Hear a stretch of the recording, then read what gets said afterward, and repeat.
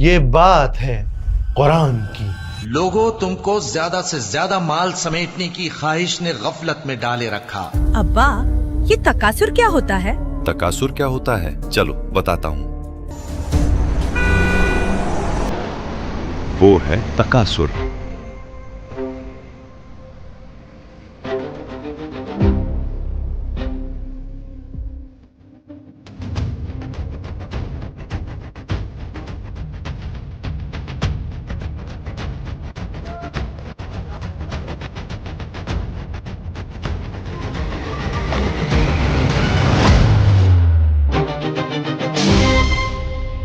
اوہ اب سمجھا، زیادہ چیزوں کو جوڑنا ہی تکاثر ہے۔ یہ بات ہے سورہ تکاثر کی۔ ألهاكم التكاثر حتى زرتم المقابر۔ بچپن میں ٹی وی پر ایک ایڈ دیکھا تھا، ایک ایسا ایڈ جس میں ایک رائٹر اپنی اسکرپٹ لکھ رہا ہے اور شاہ رخ خان دوڑ کر بھاگ کر ٹرین میں کسی کے لیے کولڈ ڈرنک لے کر آتا ہے۔ یہ دل مانگے مور، آہا۔ یہ اصل میں کوئی کولڈ ڈرنک کا ایڈ نہیں ہے، بلکہ یہ ایڈ ہیومن سائیکولوجی کی حقیقت کو دکھاتا ہے کہ کس طرح انسان کو ہمیشہ اور چاہیے، اور فالوورز، اور بینک بیلنس، اور ویوز، اور زمین، اور طاقت، اور پروموشن، اور اسی اور کو پانے کی بیماری میں سکندر آدھی دنیا جیت کر بھی بھوکا رہا۔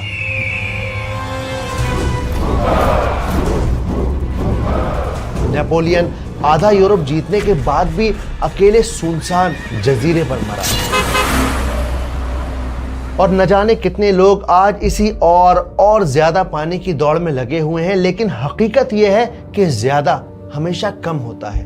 اللہ سبحانہ و تعالیٰ سورہ تکاثر میں فرماتے ہیں کہ تمہیں اور کے لالچ نے گھیرے رکھا، اور ایک دن اسی اور پانے کے لالچ میں تم اپنی قبروں کو جا پہنچو گے، اور جب تمہیں ہوش آئے گا کہ جس زیادہ کو پانے کے لیے تم زندگی بھر لگے رہے، اصل میں آخرت میں اس کی کوئی حیثیت نہیں۔ یہ دنیا تمہارے لیے بنائی گئی، تم آخرت کے لیے بنائے گئے۔ اسکالرز کے اکارڈنگ سورہ تکاثر مکہ کے اس دور میں نازل ہوئی جب انسان کی حیثیت اس بات سے نہیں تھی کہ وہ کتنا اچھا انسان ہے، اس کے اخلاق کتنے اچھے ہیں، بلکہ اس بات سے طے ہوتی تھی کہ اس کی نیٹ ورتھ کیا ہے، اس کے پاس کتنے بیٹے ہیں، کتنا مال ہے، کتنے اونٹ ہیں۔ اسٹیٹس اور شو آف کا پاگل پن اس دور میں اس حد تک گزر چکا تھا کہ جب دو قبیلوں کے بیچ اپنے رتبے کو لے کر بحث چھڑ جاتی تو وہ غرور میں پہلے اپنے زندہ لوگوں کی شیخی بگاڑتے، اور جب زندہ لوگ کم پڑ جاتے تو اپنا اسٹیٹس، اپنا رتبہ دکھانے کے لیے یہ لوگ مردوں کو بھی اس گنتی میں شامل کر لیتے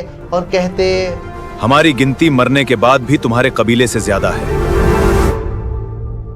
یہ اسٹیٹس بڑھانے کے چکر میں یہ لوگ اتنے اندھے ہو چکے تھے کہ جب بیٹے پیدا ہوا کرتے تو یہ جشن مناتے، دعوتیں کیا کرتے، لیکن بیٹی کے پیدا ہونے کی خبر سن کر یہ لوگ غمگین ہو جایا کرتے، یہاں تک کہ یہ لوگ بچیوں کو نقصان پہنچانے کا ارادہ رکھتے۔ آؤ میرے دل عزیز، میرے لخت جگر، یہاں میرے پاس بیٹھو۔ شکریہ بابا۔ تم سب میرے شیر ہو، میری جان ہو۔ بابا آپ ہماری جان ہیں، اور ہم آپ کے دم سے ہیں۔ ہاں بالکل۔ جی بابا، ہم آپ کے دم سے ہیں۔ میرے پیارے بیٹے، بیٹوں سے طاقت آتی ہے۔ لگتا ہے خوشخبری آ گئی۔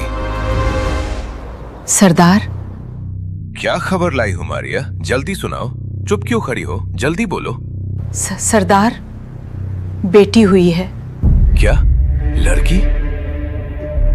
دفن کر دو اپنی شرمندگی کو، چھپا دو اپنے خداؤں کی ناراضگی کو۔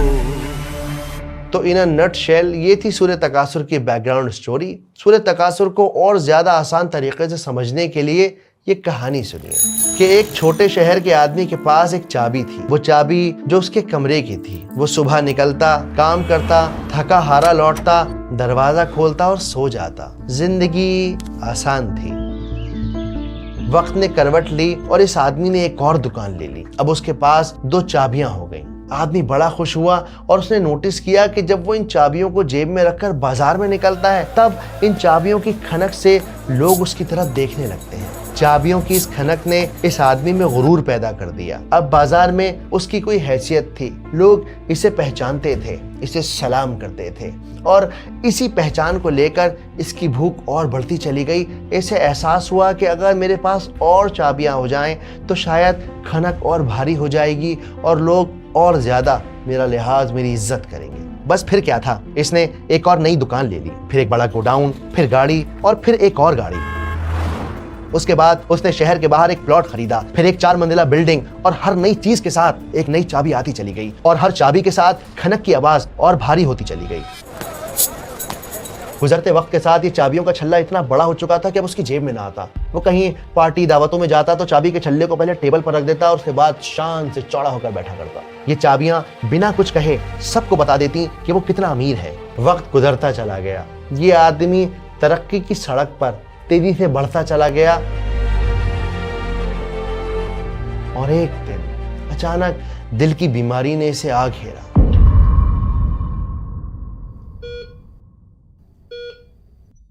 وہ پوری رات اس چھلے کو گھورتا رہا، ایک ایک چابی کو اپنی انگلیوں سے الٹ کر دیکھتا رہا۔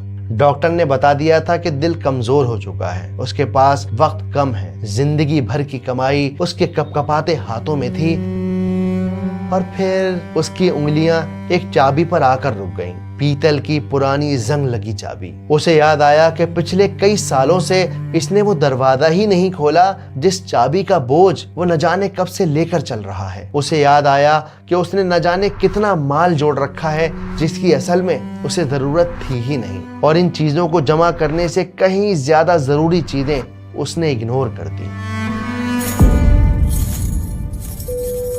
یہ چابیاں، یہ چھلا، ہماری زندگی میں کچھ بھی ہو سکتا ہے۔ شاید ہمارے گھر میں رکھی وہ بہت ساری کتابیں ہیں جو ہم نے کبھی کھولی ہی نہیں، یا پھر ہمارے گھر میں رکھے بے حساب جوتے، الماری میں بھرے کپڑے، ہماری گھڑیاں، ہمارا مکان، گھر میں رکھی ہر وہ چیز جو آج شو آف بن چکی ہے، جس کو جمع کرنے کے لیے نہ جانے کتنے ضروری کاموں کو ہم نے ٹال دیا، نہ جانے زندگی کا کتنا قیمتی وقت ہم نے ضائع کر دیا۔ اللہ سبحانہ و تعالیٰ اسی زیادہ جمع کرنے کے لالچ کو ایک لفظ میں سمیٹ کر رکھ دیتا ہے، تکاثر، اور بتاتا ہے کہ تم جب تک جمع کرتے رہو گے، جب تک شو آف کرتے رہو گے، جب تک کہ تم اپنی قبروں میں نہیں اتر جاتے۔ لا الہ الا انت۔ چلیے اب ہم سمجھتے ہیں سورہ تکاثر کو آسان طریقے سے، سنیمیٹک انداز میں۔ ابو عروہ، وہ سورت تو سناؤ جو نبی پر نازل ہوئی تھی، کیوں نہیں؟ بسم اللہ الرحمن الرحیم۔ الہاکم التکاثر حتی زرتم المقابر، کلا سوف تعلمون ثم کلا سوف تعلمون، كلا لو تعلمون علم اليقين لترون الجحيم ثم لترونها عين اليقين ثم لتسألن يومئذ عن النعيم۔ سورہ تکاثر کو سورہ مقابر بھی کہا جاتا ہے، یعنی قبر والی سورت۔ اس کے علاوہ یہ سورت انسان کے اندر فومو کو، اس کے زیادہ پانے کی چاہت کی انسانی فطرت کو ایکسپوز کرتی ہے۔ اور سب سے زیادہ امپورٹنٹ، سورہ تکاثر کسی خاص گروپ سے یا کسی خاص طبقے کے لوگوں سے بات نہیں کرتی، بلکہ یہ ہر ایک انڈیویجول سے 1 to 1 بات کرتی ہے، 1 to 1 اسے گائیڈ کرتی ہے، اسے وارن کرتی ہے۔ تو پہلی آیت ہے الہاکم التکاثر، غافل کیے رکھا تمہیں زیادہ مال پانے کی خواہش نے۔ اب دیکھیے پوری آیت کے اندر مال کا تو کوئی لفظ یہاں پر موجود ہی نہیں ہے، لیکن کیونکہ جنرل ٹرانسلیشن ہے تو پھر یہاں پر اس کو مال سے جوڑ دیا گیا ہے، کیونکہ جنرلی انسان کی فطرت یہ ہوتی ہے کہ وہ زیادہ سے زیادہ مال کو جمع کرنا چاہتا ہے۔ لوگوں، تم کو زیادہ سے زیادہ مال سمیٹنے کی خواہش نے غفلت میں ڈالے رکھا۔ دوسرا ٹرانسلیشن ہوتا ہے ڈیپ ٹرانسلیشن۔ جب آپ اس آیت کی گہرائی میں جائیں گے تو آپ کو پتا چلے گا کہ آیت اصل میں کہہ رہی ہے تمہارا دل اور تمہارا وجود ایسی چیزوں کو جمع کرنے میں یا زیادہ جوڑنے میں اتنا زیادہ الجھ گیا، تم اس جنون میں اتنے زیادہ بزی ہو گئے کہ تم اس سے زیادہ ضروری کام کو کرنا بھول گئے۔ اب یہاں کمال کی بات یہ کہ یہاں پر یہ نہیں کہا جا رہا کہ بری چیزوں سے تم ڈسٹریکٹ ہو گئے، نہیں، تم غافل ہو گئے، ڈسٹریکٹ ہو گئے، کسی بھی چیز سے ڈسٹریکٹ ہو گئے، اتنے زیادہ ڈسٹریکٹ ہو گئے کہ اس چیز نے تمہیں اللہ سبحانہ و تعالیٰ سے دور کر دیا۔ تو پہلا لفظ ہے الہا۔ قرآن میں یہ لفظ سے 4 بار مینشن ہوا ہے اور یہ ایک پاسٹ ٹینس ورب ہے، یعنی یہ گزرے ہوئے وقت کی بات کر رہی ہے۔ الہا کا لفظ نکلتا ہے لہو سے، جس کا مطلب ہوتا ہے انٹرٹینمنٹ، کریونگ یا آبسیشن۔ اگلا لفظ ہے تکاثر۔ تکاثر کے 3 مطلب ہوتے ہیں۔ سب سے پہلا ہے زیادہ جمع کرنا اور ویرائٹی میں جمع کرنا، یعنی ایک کار ہے آپ کے پاس، اب ایک اور چاہیے، ایک مکان ہے، اب ایک اور چاہیے۔ اس کا دوسرا مطلب ہوتا ہے بحث لگانا، ایک دوسرے سے کمپٹیشن کرنا، ایک دوسرے سے آگے نکلنے کی ہوڑ میں لگے رہنا، جیسے فلاں نے گاڑی لے لی تو اب ہم بھی گاڑی لیں گے، اور دھماکے نے اپنی بچی کی شادی میں اتنا سارا جہیز دیا ہے تو ہم بھی اپنی بچی کی شادی میں اتنا سارا جہیز دیں گے، ایسا نہ ہو کہ ہم ان سے پیچھے رہ جائیں، ان سے کم رہ جائیں۔ اس کا تیسرا مطلب ہوتا ہے شو آف کرنا، دکھاوا کرنا۔ تکاثر ہے کہ اور ہو جس کے لیے نا دن رات ایک کر دیتا آدمی، اور کبھی یہ سوچنے کی تکلیف نہیں کرتا کہ میں اس دنیا میں آیا ہوں اور میرے آنے سے پہلے اس دنیا میں اتنے نعمتیں اللہ تعالیٰ نے بکھیر دی ہیں، اور یہاں سے کہاں جاؤں گا، پھر کیا بنے، اس مسئلے پر غور نہیں نصیب ہوا اور ایسی چیزوں میں پھنسا رہا، ان سے دلچسپی قائم رکھی، جو وقت آیا تو ان میں سے ایک چیز بھی ساتھ نہیں۔ اب یہاں پر یہ نہیں بتایا گیا کہ کس چیز نے ڈسٹریکٹ کر دیا۔ عربک زبان کے اندر جب سبجیکٹ موجود ہو لیکن آبجیکٹ غائب ہو تو پھر آیت کا اسکوپ انفائنائٹ ہو جاتا ہے، یعنی اللہ چاہتا ہے کہ اب آپ خود سوچیں کہ آپ کا تکاثر کیا ہے۔ ہو سکتا ہے کسی کا تکاثر یہ ہو کہ وہ بہت سارے پیسے جمع کرے، لیکن ہو سکتا ہے کسی دوسرے کا تکاثر یہ ہو کہ وہ گیم کھیلے۔ تو ہر انسان کا تکاثر بالکل الگ ہے، آپ نے خود فیصلہ کرنا ہے کہ آپ کا تکاثر کیا ہے۔ لا الہ الا انت سبحانک۔ دوسری آیت ہے حتی زرتم المقابر، یہاں تک کہ تم قبروں کو جا پہنچے۔ حتی مطلب یہاں تک کہ، یہ لفظ بتاتا ہے کہ انسان اس کمپٹیشن میں ساری زندگی رہے گا، یہاں تک کہ زرتم کا مطلب ہوتا ہے زیارت کرنا، اور زیارت ایک لمبے وقت کے لیے نہیں کی جاتی، ایک چھوٹے وقت کے لیے کی جاتی ہے، کسی سے ملاقات کی جاتی ہے۔ اور مقابر یعنی مقبرہ، یہ اصل میں قبر کا پلورل ہے۔ اب یہاں پہ اللہ سبحانہ و تعالیٰ نے یہ نہیں کہا کہ تم قبر میں جا کر سیٹل ہو جاؤ گے، قبر میں جا کر بس جاؤ گے۔ کیوں؟ کیونکہ قبر اصل میں ایک ویٹنگ روم ہے جہاں پر ہم جائیں گے اور وہاں پر ہم اس وقت تک رہیں گے جب تک کہ قیامت نہیں آ جاتی۔ تو اللہ سبحانہ و تعالیٰ نے دونوں آیتوں میں کیا بتایا؟ الہاکم التکاثر، غافل کیے رکھا تمہیں تکاثر نے یہاں تک کہ تم قبر کو جا پہنچے۔ ہر شخص موت کا مزہ چکھنے والا ہے، پھر تم ہماری ہی طرف لوٹ کر آؤ گے۔ لا الہ الا انت۔ تیسری آیت ہے کلا سوف تعلمون ثم کلا سوف تعلمون۔ تیسری اور چوتھی آیت کو ملا کر سمجھتے ہیں، کیا کہا جا رہا ہے؟ ہرگز نہیں، تمہیں معلوم ہو جائے گا، پھر ہرگز نہیں، تمہیں بہت جلد معلوم ہو جائے گا۔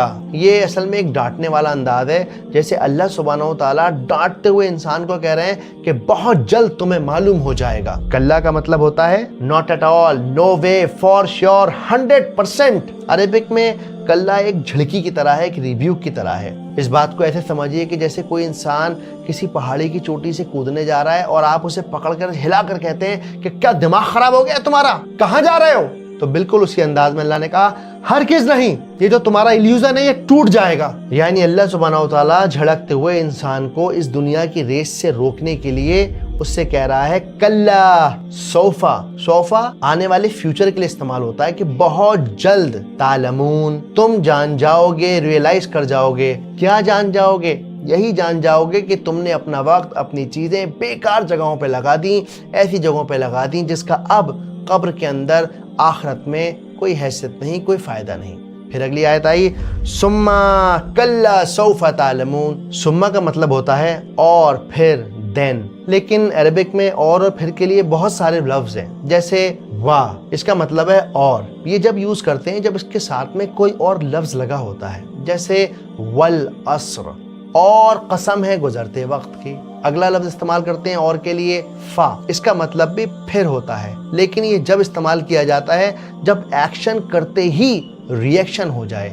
سما کا لفظ جب استعمال کیا جاتا ہے جب دو انسیڈنٹ کے بیچ ایک لمبا وقفہ ہو. اسکالرز کے اکارڈنگ پہلی بار جب انسان کو قبر میں اتارا جائے گا تب اس سے سوال و جواب ہوں گے اور اس کے بعد وہ انتظار کرتا رہے گا، اور دوسری بار اسے پھر سے اٹھایا جائے گا اور آخرت کے میدان میں وہ اللہ سبحانہ و تعالیٰ کے سامنے کھڑا ہوگا اور پھر اس کے واپس سے اللہ سبحانہ و تعالیٰ کو اپنی ہر ایک نعمت کا حساب دینا ہوگا. اسی لیے آیت نمبر 3 ہمیں بتاتی ہے کہ جب تم قبر میں جاؤ گے تب جان جاؤ گے کہ تم بہت زیادہ غافل تھے، ڈسٹریکٹڈ تھے. اور آیت نمبر 4 ہمیں بتاتی ہے کہ واپس سے جب تم اللہ سبحانہ و تعالیٰ کے آگے کھڑے ہوگے تو تمہیں ریئلائز ہو جائے گا، احساس ہو جائے گا کہ تم نے اپنا وقت بیکار فضول چیزوں میں خرچ کر دیا، لگا دیا.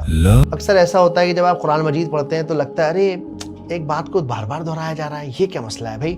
کلا سوف تعلمون، ثم کلا سوف تعلمون، بار بار دہرایا جا رہا ہے. اس بات کو اس طرح سے سمجھیے کہ میں کسی کو ڈانٹوں اور کہوں چلا جا یہاں سے، بتا رہا ہوں چلا جا، ٹھیک؟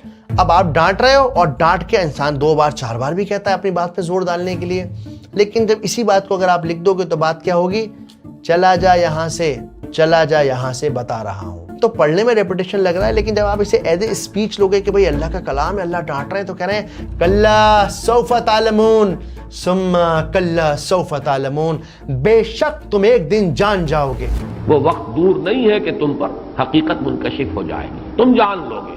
ابھی تم حقیقت کو دیکھنا نہیں چاہتے، لیکن ایک وقت آئے گا کہ وہ حقیقت خود تمہارے اوپر عیاں ہو جائے گی، تمہاری آنکھیں کھل جائیں گی. جیسے کلا سوف تعلمون ثم کلا سوف تعلمون، پھر تاکید کلا لو تعلمون علم الیقین، اگر تم جان لیتے یقین کا جاننا. تھوڑا سا کنفیوزنگ لگ رہا ہے، اس کو ورڈ بائی ورڈ سمجھتے ہیں. دیکھیے پھر سے واپس لفظ آیا کلا. لو کا مطلب ہوتا ہے کاش، اگر، تعلمون یعنی جاننا. قرآن مجید میں علم الیقین یعنی کہ سرٹنٹی کے لیے صرف ایک ہی چیز استعمال کی گئی ہے اور وہ ہے موت. تو کیا کہا جا رہا ہے؟ کاش تم اس یقین پر یقین کر لیتے جس کو تم جانتے ہو. جیسے میں اور آپ جانتے ہیں مرنا ہے لیکن یقین نہیں ہے. اگر یقین ہوتا تو کیا انسان کسی کی چوری کرتا، کسی کو نقصان پہنچاتا، کسی کو دھوکہ دیتا؟ نہیں. اسلامک ٹریڈیشن میں یقین کے لیے 3 اسٹیجز ہیں. سب سے پہلی ہے علم الیقین، یعنی کسی چیز کے بارے میں سن کر، پڑھ کر یا لاجک سے پکا یقین ہو جانا. مثال کے طور پر آپ جنگل میں جا رہے ہیں اور آپ نے دور دیکھا کہ پہاڑوں کے پیچھے سے دھواں نکل رہا ہے. اب کیونکہ آپ نے کتابوں میں پڑھا ہوا ہے، آپ کو علم ہے، تو آپ فوراً بتا دیں گے کہیں آگ لگی ہے. پھر آپ تھوڑا آگے پہنچے، تھوڑا تو اور آگے پہنچے، تو اب آپ نے آگ کو اپنی آنکھوں سے دیکھ لیا. جیسے ہی آگ کو اپنی آنکھوں سے دیکھا تو آپ کو عین الیقین ہو گیا. یہ سیکنڈ لیول کا یقین ہے کہ ہاں بھائی میں نے دور سے دھواں بھی دیکھا تھا، مجھے اندازہ ہو گیا تھا کہ آگے آگ لگی ہے. اب میں نے اپنی آنکھوں سے دیکھ لیا ہے کہ ہاں بھیا بڑی زبردست آگ لگی ہوئی ہے. لیکن ایک تیسرا لیول ہے، وہ کیا ہے؟ حق الیقین، یعنی آگ کو دیکھ تو لیا ہے لیکن آگ جلائے گی یا نہیں جلائے گی اس بات کا علم نہیں ہے. اب آپ کو لگے گا ارے آگ تو جلاتی ہے، لیکن جب آپ چھوٹے بچے کو دیکھیں گے نا تو اس کو اندازہ نہیں ہوتا. ساکٹ میں انگلی ڈال دے گا، کبھی پریس کے اوپر ہاتھ لگا دے گا، کبھی آگ کو پکڑ لے گا، اور جس لمحے وہ ساکٹ میں ہاتھ ڈالتا ہے وہ آگ کو پکڑ لیتا ہے، وہ اس آگ کو ایکسپیرینس کر لیتا ہے اور وہ حق الیقین ہو جاتا ہے. قرآن مجید میں صرف اور صرف سورہ تکاثر ہی ایک اکیلی سورت ہے جس میں 2 یقین مینشن کیے گئے ہیں، علم الیقین، عین الیقین. حق الیقین کا ذکر سورہ الواقعہ اور سورہ حاقہ میں مینشن کیا گیا ہے. جتنے بھی کفار ہیں، ایتھیسٹ ہیں، کیا کہتے ہیں؟ ہم ایمان لے آئیں گے، جہنم دکھا دیجئے، اچھا ذرا جنت میں سیر کروا دیجئے، اچھا خدا کو ہی ملوا دیجئے، اچھا ایسا کریے ہمیں یہ معجزہ دکھا دیجئے. تو انسان ہمیشہ عین الیقین مانگتا ہے، آنکھوں سے دیکھنا چاہتا ہے. لیکن اس دنیا کے اندر اللہ سبحانہ و تعالیٰ نے کہہ دیا آپ نے یقین کرنا ہے تو کریے، نہیں کرنا ہے تو نہیں کریے، لیکن ڈیتھ سرٹن ہے اور جب وہاں پہنچیں گے تو پتہ چل جائے گا کہ میں کتنے زیادہ غفلت میں تھا.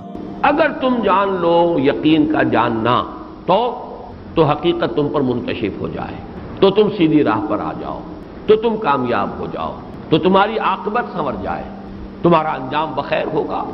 ये गोया के जवाब शर्त है जो महजूफ है।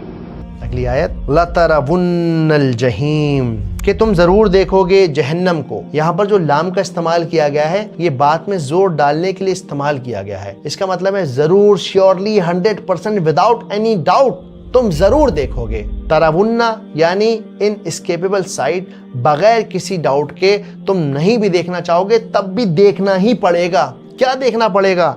जहीम को देखना पड़ेगा। जहीम का लफ्ज आया है जुहम से, जिसका मतलब होता है कि अपने शिकार को हमले से पहले देखना। बिल्कुल जैसे शेर देखता है ना अपने शिकार को, बिल्कुल उसी तरह जहीम वो जहन्नम की आग है जो इंसान को घूर कर देख रही होगी और उसकी तरफ लपकने की कोशिश कर रही होगी। सुम्मा लतरवुन्नहा ऐनल यकीन, और उसे ऐनल यकीन आ जाएगा, यानी उसे आंखों का विजुअल कंफर्मेशन मिल जाएगा। तब इंसान कहेगा अब मुझे यकीन आ गया, अब तो मैंने सब देख लिया अल्लाह ताला, नाउ आई एम रेडी, मुझे वापस भेज दीजिए। पर जैसा मैंने कहा यहाँ पर पहले इस्तेमाल कर दिया लॉ, यानी अब उसने अपॉर्चुनिटी को मिस कर दिया। अब तो कुछ भी नहीं हो सकता, या तो वो इस जहन्नम की आग के अंदर ईंधन बनेगा या फिर बचेगा। ये डिपेंड करता है कि उसके अमाल क्या है। सुम्मा लतुसअलुन्ना यौमाइज़िन अनिन नईम, फिर जरूर जरूर जरूर उस दिन तुमसे नेमतों के बारे में सवाल किया जाएगा। यहाँ पर फिर एक बार सुम्मा को मेंशन किया गया, यानी उस भड़कती हुई आग के ठीक सामने खड़े होने के बाद, उस डर और खौफ के बाद वापस से लतुसअलुन्ना सवाल किया जाएगा, यौमाइज़िन उस दिन, अन यानी बारे में, किस चीज़ के बारे में? नईम के बारे में। नईम क्या होता है? नईम निकला है नेमत से, यानी हर वो नेमत जो अल्लाह सुब्हानहू व तआला ने दी उसका तुमसे सवाल किया जाएगा। अब नेमतें दो तरह की होती हैं। एक वो नेमतें जो लगातार इंसान को मिल रही हैं, जैसे हम बात कर रहे हैं, हम देख रहे हैं, हम सुन रहे हैं, हमारे हाथ चल रहे हैं, हम खाना खा रहे हैं, हमारी किडनी लिवर सब कुछ बराबर काम कर रहा है। और दूसरी नेमत वो होती है जो हम अल्लाह सुब्हानहू व तआला से मांगते हैं, अल्लाह ताला मुझे पास करा दीजिए, अल्लाह ताला मेरा रिश्ता करा दीजिए, अल्लाह ताला मेरी शादी करा दीजिए, मौला मुझे औलाद दे दीजिए। हर नेमत का तुमसे सवाल होगा। अल्लाह के नबी सल्लल्लाहु अलैहि वसल्लम की हमें एक हदीस मिलती है कि बंदा अपने रब के आगे से कदम नहीं हिला पाएगा जब तक कि वो इन सवालों का जवाब नहीं दे देता। उसने अपनी जवानी कहाँ लगाई, उसने जो कमाई की वो हलाल थी या हराम थी, और उसे कहाँ खर्च किया, और जो उसे इल्म मिला उसने उस इल्म का क्या इस्तेमाल किया। कुरान के बहुत सारे स्कॉलर ये बात मेंशन करते हैं कि इंसान की नईम यानी नेमतें ही उसका तकासुर बन जाती हैं। मिसाल के तौर पे आपको अल्लाह सुब्हानहू व तआला ने एक ज़बरदस्त दिमाग दिया है, आप नीट की तैयारी करना चाहते हैं, आप कोई बड़ा एग्ज़ाम निकालना चाहते हैं, तो अब क्या हो रहा है? आपने अपने फ़र्ज छोड़ दिए, आपने अपनी नमाजें छोड़ दी, और एक धुन सवार है, लगे हुए हैं बस किसी तरह से एग्ज़ाम क्रैक हो जाए, और बस एग्ज़ाम के बाद इंशाल्लाह सब कुछ लाइफ दोबारा ढर्रे पे आ जाएगी। पर हकीकत ये है हत्ता ज़ुरतुमुल मक़ाबिर, कि तुम नहीं जानते कि क्या पता तुम अगले सेकंड कब्र के अंदर मौजूद हो। तो हमारी अपनी नेमतें, हमारी अपनी स्किल्स ही हमारे लिए तकासुर बन जाती हैं, जिसका हमें एहसास भी नहीं हो पाता। और आखिरत तो आने वाली, इसलिए बार बार कहा कि हरगिज़ नहीं ये काम ठीक जो तुम कर रहे हो, बड़ी जल्दी तुम्हें पता चल जाएगा कि करना क्या था, तुम क्या कर रहे हो। मरते वक्त तुम ये क्या कर जाओगे, किस लिए आए थे और क्या कर गए। इस पूरी सूरत में अल्लाह सुब्हानहू व तआला इंसान को डांटने वाले अंदाज में वॉर्न कर रहे हैं कि अल्लाह जानते हैं कि बंदे की फितरत ऐसी है कि वो चाहता है कि उसके पास और हो, बल्कि बच्चे भी ऐसे ही करते हैं, एक खिलौना होगा तो एक और लेंगे, फिर एक और लेंगे। ये तो इंसान की फितरत है। अल्लाह ये नहीं कह रहा कि तुम परफेक्ट हो जाओ, नहीं नहीं नहीं नहीं, बस कोशिश करो कि तुम तकासुर वाली कैटेगरी में ना आ जाओ, अपनी नेमतों को लेके सीना चौड़ा ना करने लगो, अपने आप को राजा बाबू ना समझने लगो, बल्कि याद रखो कि ये नेमतें तुम्हारे लिए एक टेस्ट हैं, एक इम्तिहान। ये हमारा घर नहीं है, ये हमारी मंजिल नहीं है। हमारा असल घर जो हुजूर ने फरमाया इन्नमा दुनिया खुलिकत लकुम व अंतुम खुलिकतुम लिल आखिरा, ये दुनिया तुम्हारे लिए बनाई गई, तुम आखिरत के लिए बनाए गए। चलिए अब हम समझते हैं सूरह तकासुर की आज हमारी ज़िंदगी में क्या इंपॉर्टेंस है, किस तरह से ये हमें हेल्प करती है, कि सूरह तकासुर का क्या रेलेवेंस है हमारी लाइफ में। سورہ تکاثر کہیں بھی یہ مینشن نہیں کرتی کہ دنیا کی کامیابی برائی ہے. یہ سورت صرف ایک سوال پوچھتی ہے کہ ایسا تو نہیں کہ جو نعمتیں میں نے تمہیں دی ہیں, جو اسکلز میں نے تمہیں دی ہیں, وہ آج تمہاری پہچان بن چکی ہیں. اب لوگ یہ نہیں کہتے کہ اگلا بندہ نمازی ہے, بلکہ یہ کہتے ہیں ارے وہ تو بہت بڑے پیسے والے ہیں. نہیں نہیں نہیں, اللہ صرف یہی سوال کر رہا ہے کہ ایسا نہ ہو کہ دنیا کی ریس میں تم اتنے زیادہ الجھ جاؤ کہ تم اپنے فرض سے دور ہو جاؤ, اللہ کے حکم سے دور ہو جاؤ, اور وہ چیزیں تمہاری پہچان بن جائیں. اور جب زندگی میں ایسا لگے نا کہ میں تکاثر والی کیٹیگری میں آ رہا ہوں, تو بس بہت چھوٹے موٹے 2-3 کام کرنے ہیں. سب سے پہلے اپنے فرض چھوڑنا بند کر دیجئے. کچھ بھی ہو جائے یاد رکھیے کہ نماز کسی صورتحال نہیں چھوڑ سکتے, بیاج پر سامان کسی صورتحال نہیں لے سکتے, کیونکہ آپ کو اگلے سیکنڈ کی بھی خبر نہیں ہے. دوسرا, ہر رات سونے سے پہلے اپنے آپ سے سوال کیجئے کہ آج کیا میں نے کچھ ایسا کیا ہے جس سے جب مجھے قبر میں سوال ہو تو میں کہہ سکوں کہ ہاں اللہ میں نے اس کی بھی تھوڑی تیاری کی, زیادہ نہیں تھوڑی کی لیکن میں نے کی. تو ہر دن کچھ نہ کچھ ایسا ضرور کیجئے جو آپ کو قبر کے لیے تیار کرے, چاہے وہ قرآن کا ایک لفظ پڑھنا ہو, ایک لفظ سمجھنا ہو, ایک پیج پڑھنا ہو, نماز پڑھنی ہو, ذکر کرنا ہو, کسی کی مدد کرنی ہو, امی کو دیکھ کر مسکرانا ہو, کچھ بھی. Just be humble and be kind and be prepared for the آخرہ, for the قبر. امید کرتا ہوں کہ آپ کو ویڈیو پسند آئی ہوگی, بات سمجھ آئی ہوگی. ألهاكم التكاثر حتى زرتم المقابر